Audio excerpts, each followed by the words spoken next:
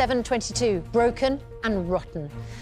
Not words you would want to describe an institution meant to protect us, but that is exactly how Britain's biggest police force, the Met, has been described in today's shocking 363-page review. The report was commissioned in the wake of the murder of Sarah Everard by then-serving Officer Wayne Couzens, and the review criticises the Met for failing to protect the public from racist, misogynistic and homophobic officers within its ranks. Dame Louise Casey, who led the investigation, had this to say. We have to know that when a man shows us a warrant card and asks us to do something, that we can trust him, and that we have to be able to be sure that they are people of good conduct, and at the moment we can't prove it. My fear is that they will do what they have always done, which is a sort of pick and mix approach to what recommendations or what changes they want, rather than wholesale change. But I do have confidence in the new Commissioner and Deputy Commissioner that they won't do that this time round, but only time will tell. And Metropolitan Police Commissioner Sir Mark Rowley joins us live from New Scotland Yard. Sir Mark, you've been in post since last September. You knew the scale, the massive scale of the challenge that you were facing after scandal. But this report with language about the culture being rotten, the Met being broken, I just wonder whether it feels to you today as though your task of turning the Met round is now impossibly difficult, beyond what anybody couldn't do. It's a deeply sobering report, isn't it, Ed? And it's very upsetting. It makes you angry. It makes you frustrated, as frankly have the conversations with some individual officers I've had over the last 6 months. People who've told me stories like some of the stories in this report, which it can't help but sort of really hit you in the solar plexus. But it redoubles my resolve to make a difference. And the reason I remain optimistic, despite the ghastliness of this report, the reason I remain optimistic is the evidence in this report comes from my people. They really care. They want it to be different. I've got tens of thousands of great people. Sadly, as this report shows, we've got hundreds of toxic individuals who need sorting out, and I've been really forthright about that. We're removing officers at a faster rate than ever before. I've been asking the Home Secretary and the Prime Minister for new powers to be able to be more rapid and assertive in our dealing with misconducts. So we're absolutely determined on this. But I've got a fantastic body of men and women who are as up for the fight as I am, because we know we want to do a better job for Londoners.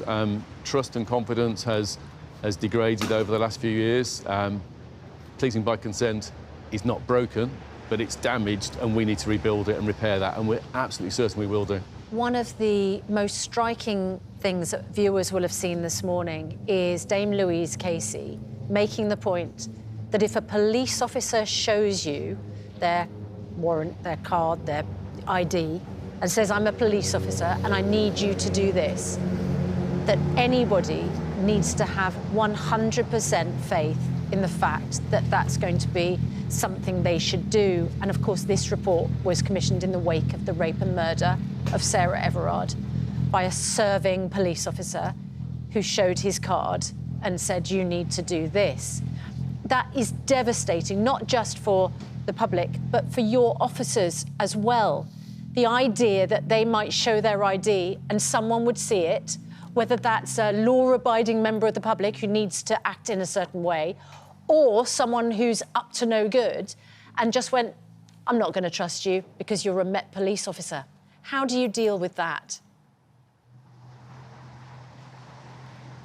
You're absolutely right to call that out, Suzanne. It's that sort of issue which is shaking people's trust. What I have to do is to go back to square one and relentlessly re-vet every officer in the organisation. The first stage of that process we're going to finish by the end of this month, where we're looking at all of our officers' details, all of our staff's details against all the national police databases to look for any signs of risk that have been previously missed, as they were in those cases. We're also reviewing 1,000 past allegations to make sure we got our judgments right on whether those officers should be in the organisation. So I'm relentlessly working through to spot any chance whatsoever that we've got other individuals who are prompt in the organisation. Sadly, I'm aware of there are other officers that I'm concerned about. We're suspending more officers, we're dismissing more officers, and we're getting through that that cleansing process that needs to happen. And I need Londoners to work with me as I do that cleansing process. And meanwhile, the vast majority of my good men and women, they care about this. They're giving me the information that's helping me do that. And meanwhile, they're out on the streets protecting London. Can we just clear up one issue, Sir Mark? Macpherson in 2009 said the Met was institutionally racist. That's language which has been repeated today in the report by Baroness Casey. That's not language that you are willing to use. And I know you're walking a real tightrope here between driving reform and taking the Met with you.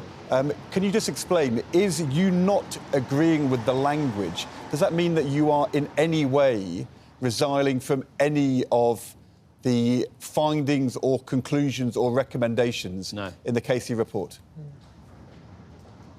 I don't resolve from the findings. On sort of racism, misogyny and homophobia, Louise finds that we have racist, misogynist, homophobes in the organisation. But it's not just about that.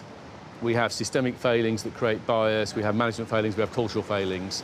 And that combination of factors in her diagnosis, I completely accept, and I've called it out and apologised for it previously, and I repeat that apology today. The reason I'm not adopting the institutional term, I'm not sort of contesting her use of it, is simply because it has multiple definitions and understanding publicly. It's quite ambiguous. And over recent years, as you'll realise, it's become quite politicised as a term, and that's not a space I can operate in. But I don't dispute the findings, and I know I've got a serious job to do to root out the people who are creating that culture in corners of the organisation. There is another issue about the way that victims of rape and domestic violence are made to feel like an inconvenience, partly because officers are overworked and don't have experience. And in the report, one officer said, if you look at our performance around rape, serious sexual offences, the detection rate is so low, you may as well say it's legal in London. And honestly, as I read that, Sir Mark Rowley, I actually feel frightened, because that sort of message going out is not, I don't think, a helpful one to women in London. I agree. What can you say today to reassure women in London who are at risk? So I agree with your analysis there, and certainly we want victims to come forward.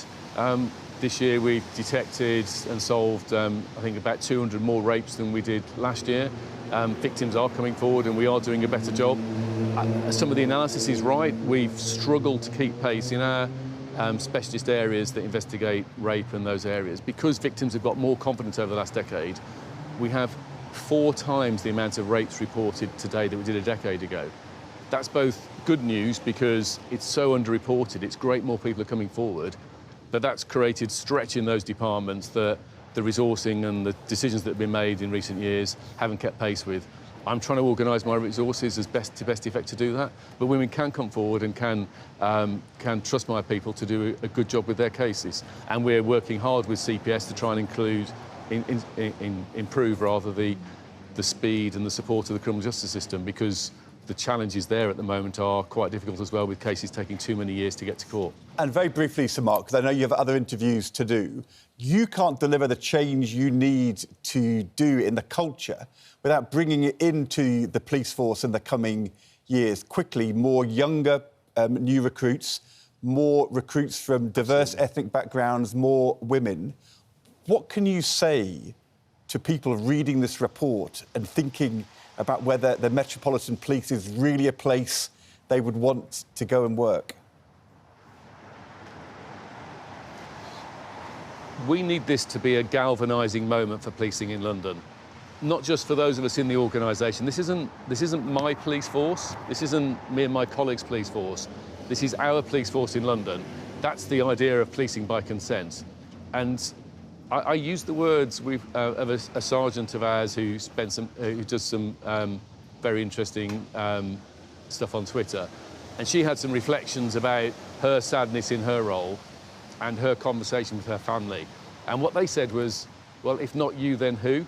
So if you have an instinct that you might want to help policing and your ambition is shaken by this, please step forward, because if you've got the values and the intent to do this, we need you in the organisation, helping us police London and helping us build a police force that we can all be proud of. So, Mark Rowley, thank you. We are about to speak to someone who's been a fierce critic of the Metropolitan Police, and I wonder if you just might have a message for her. Mina Smallman, you will know her well. 2 Metropolitan Police officers took pictures of the bodies of her 2 daughters when they were murdered at the scene. What do you say to Mina about how you are going to make sure that the tragedy she suffered will not be perpetrated by any other Metropolitan Police officer? The awful case that Mina suffered with her daughters and the awful behaviour of our officers around that is one of the several examples that Louise Casey quotes in the report. And like all officers in the Met, we're deeply sorry for the upset she felt, and I hope Mina recognises my absolute determination that we are going to reform, we are going to change, and I've got a large body of men and women in the organisation who is determined to do that, as I am. Sir Mark Rowley, thank you. We will speak to Mina Smallman. Thank you, Suzanne. Thank you, Ed. And hear her response to that next. You're watching Good Morning Britain on ITV1.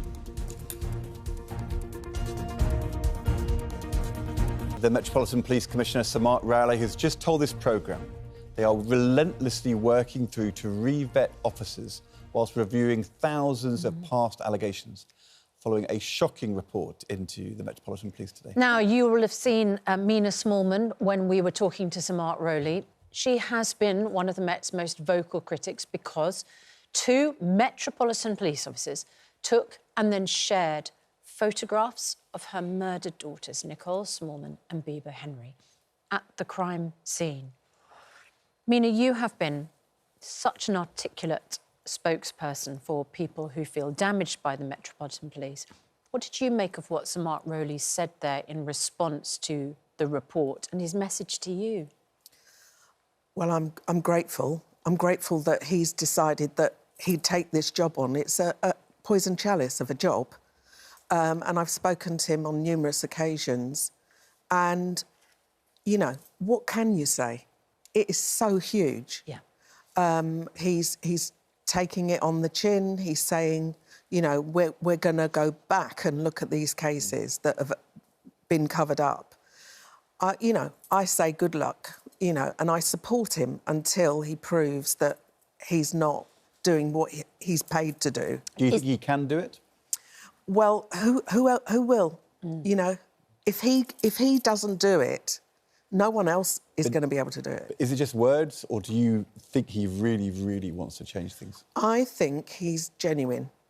I think he is genuine. I've spoken to him in private. We've never actually met. And I've given him a hard time. And he said to me, and he said publicly, I am going to root out. He's come out and said, we have a huge problem. And we have to go back over cases and issues that weren't even looked into. My issue is I don't think until the middle management who looked at these cases before they went to disciplinary, until we know the names of those people, we won't get to the truth. Because somebody met with cousins, somebody met with these characters and said, it's all right, just keep your nose clean. And, you know, we can't have that. We can't have that. And so we need to start getting rid of that middle management. It's appalling. What was it, do you think, Mina? And it's described as rotten, the culture in the Met in this report.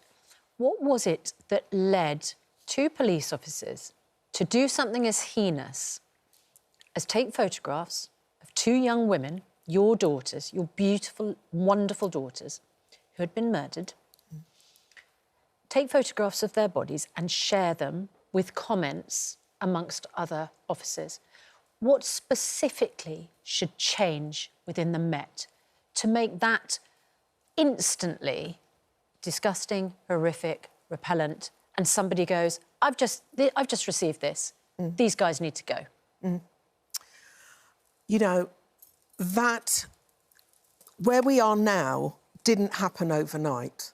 It's been a drip, drip, drip. And I said once, I believe a conversation that's taken place between, you know, serving officers who know people who are like them have said, come and join the police. They can't touch us. And so this has grown and grown and grown. But, you know, the truth of the matter is, I still believe that the good police outnumber the bad. But what's happened is they are the bullies. They are the ones running the show. These bad apples. That's it. But there's too many of them. Yes. And they've created a rotten culture. Yes. And it's like the bully in the playground. You know, everybody knows that they're rubbish, but people are afraid. And, you know, what happens when good police speak out, they then get the lashback. And it's not just with their colleagues. There's this kind of gatekeepers who are part of this corrupt and toxic environment. You know, the senior members, they're the ones that are enabling this culture to continue. Mina, can I just ask you, what are you going to do now? Because the easy thing to do is to say, defend the police. Some people will do that. Easy thing to do is say, Metropolitan Police is all broken. The hard thing to do is to change it, to reform it, and to campaign for that change. And I just wondered, because it seems to me what you're doing is brave but hugely important. Are you going to keep campaigning and pressurising the Met to change and backing but also challenging Sir Mark? Yes, definitely. It's become my day job, really, and it's kept me going. But, you know, it hasn't just been me. You know, the strides that have been made to make this possible, this report, hasn't come about because of the police. It's come about because the tenacity of the victims. People like you. Yeah, thank you. But and that shouldn't be. No. It should happen in the inside. And I think this is an opportunity now. So you will keep going? Yes, I will. I will. And I'm not alone. I'm just the one that talks a lot. And I'm thankful to the media. It's been teamwork. You know, I'm really grateful that people give me the opportunity. Media, the newspapers have given me the opportunity to speak this truth. Right.